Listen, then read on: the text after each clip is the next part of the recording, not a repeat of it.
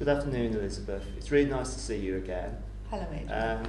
I just wondered if, first of all, you just say who you are and what you do.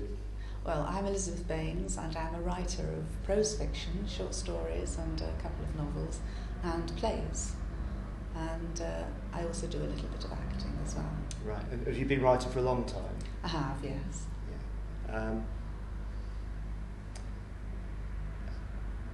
How long have you been using the web?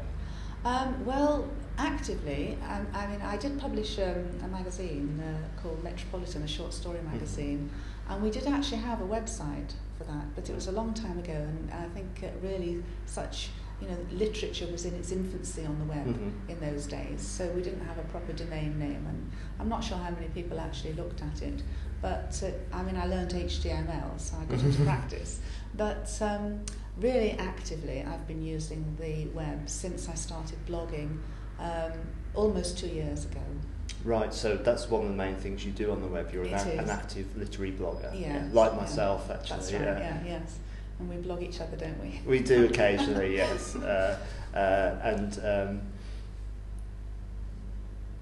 You do. Why did you choose to blog, really? I just realised suddenly that this was probably the best way to promote oneself as a writer, and also it was a way to have a voice and to discuss issues, to address issues that I actually thought weren't being addressed about the publishing world and about literature. And maybe they were being addressed, but I didn't know about it. But there were things I wanted to say. And so I actually had two different blogs. I started out with my commentary blog, which was anonymous, in fact. And a little bit later I started my author blog to promote my work and to also talk to other writers as well. Okay. Well, in the 2 years of blogging, because it's obviously a public forum, what have you learned from that process? Because I suppose the traditional writer is seen as solitary in their garret, and now you're solitary in your garret but speaking out to the whole world potentially. Well, I do think it's given me a voice, I have to say that, and it has put me in touch with other writers who I would never otherwise have met, and we've met up in London, and we go to each other's launches and things, and it's absolutely marvellous.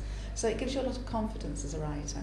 And as for what I've actually learned, I would say that what I'm writing now, the short stories I'm writing now, are very much informed by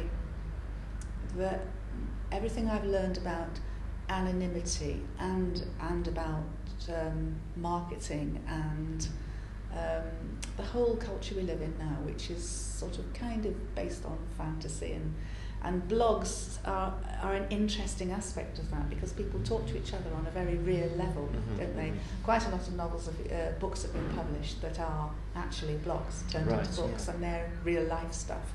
So the whole experience has actually informed not only what I'm writing now, the subject matter, but also how I'm writing. I think it's radically changed my writing style in this series of short stories I'm currently writing. That's actually very interesting. Your latest book, Balancing on the Edge of the World, is published by Salt Publishing, based in Cambridge, aren't they? They are, and yes. they're a small publisher who's published a lot of poetry and is now moving on to publishing quite a lot of short story collections, which is obviously something one has to be very, very pleased about. It's marvellous, yes. But I know as well that their website is quite an important part of the way they do business, in both promoting their books and also, I guess, promoting their authors. Yes, they do a lot of direct, they do a lot of direct sales over the internet, and that's part of their business model. Yes, they're very, very keen on promoting their books through the web. They do that successfully, I think, and they're very keen on their authors also being actively involved in the web and promoting themselves on the web. I suppose it's good as well if, I don't know, traditional media, a radio station or a television station, wants to find out a bit more about an author. If everything is on the web. Yes. They can research it, so hopefully we'll know a bit more about you before they That's right. Interview. Yes, I mean they have very detailed author pages. Excellent. On their website. Yeah, and they have little podcasts. And is that what you call them? Yes, yeah. I'm not that technological. Yeah, we're hoping this is a podcast this at is the a moment. podcast, right, It's okay. not yet. It will be when it appears on the web. I don't know if it's a podcast, but they're little videos that you can look at of the.